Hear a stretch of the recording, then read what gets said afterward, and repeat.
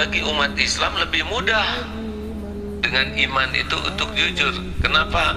Karena kita yakin yang membagikan rezeki itu adalah Allah. Allah yang membagikan, Allah yang menahan, Allah yang mengambil. Kita itu tidak disuruh mencari rezeki karena sudah ada tiap orang jatahnya, tapi disuruh menjemput rezeki. Yang dicari adalah keberkahannya. Jadi bagi kita mah tidak ada masalah dengan rezeki. Yang jadi masalah itu satu, berkah atau tidak rezeki. Berkah dicapai dari mana? Dari niat dan cara.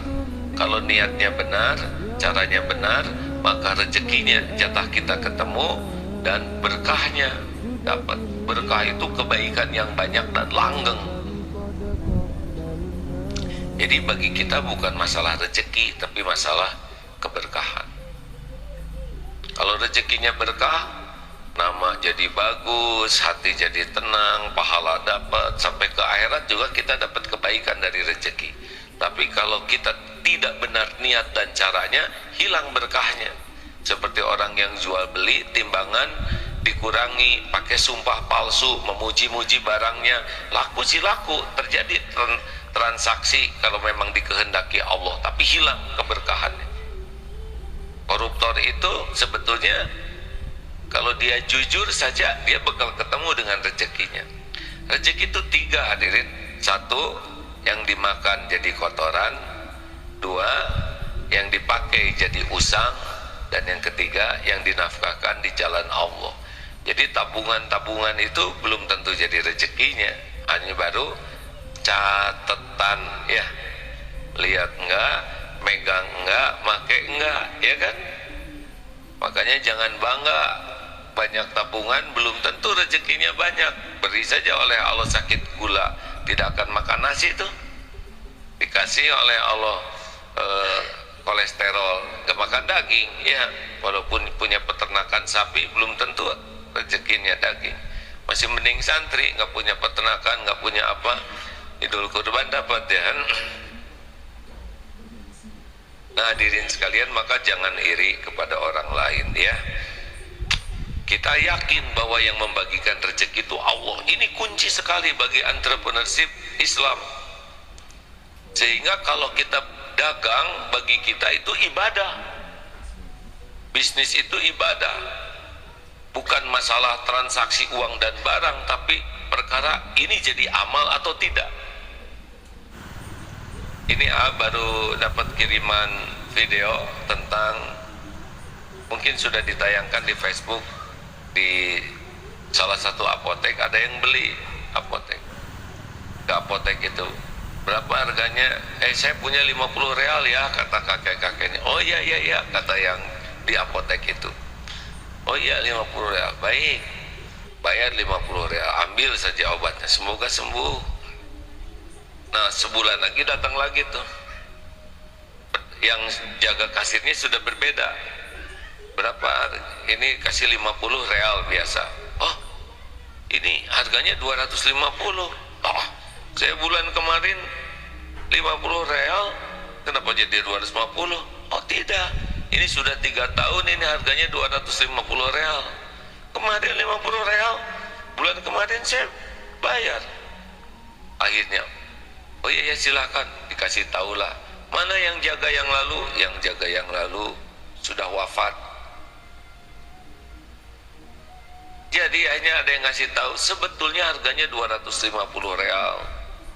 Tapi karena yang belinya ini orang miskin, tidak punya uang, dibayar 200 real itu dari saku orang yang bagian jaganya tiap bulan, dan dirahasiakan. Jadi ke manajemen tetap 250, tapi uang pribadi.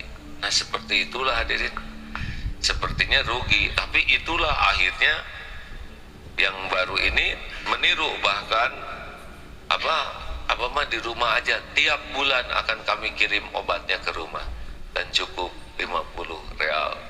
Jadi dalam Islam, bisnis itu tidak selalu identik dengan untung uang. Menolong orang, membahagiakan orang, bagi kita untung. Bahkan bahkan digratiskan juga. Ada, lihat ya, pengusaha yang senang menggratiskan, bukan supaya banyak pembeli, tapi ini amal soleh. Jelas tidak nih hadirin? Jadi bagi kita berbuat baik kepada klien, kepada customer, itu berbuat baik itu bukan supaya dia beli. Kita berbuat baik adalah amal soleh kita. Ini mendasar sekali, karena bagi kita bisnis itu ibadah, dagang itu ibadah. Jadi tidak perlu kita licik, mengurangi timbangan, sumpah palsu, memuji-muji dagangan kita. Tidak perlu sama sekali, karena yang membagikan rezeki adalah Allah. Jadi kalau mau baik, baik saja. Mau beli tidak beli, itu mah tergantung Allah yang ngasih rezeki atau tidak. Enak tidak begitu hadirin? Terus gimana dong kalau ada pedagang lain di samping saya? Tidak apa-apa. Pedagang yang lain itu adalah hamba Allah juga. Allah juga yang ngasih rezeki. Apa yang untuk kita tidak akan pindah ke sebelah.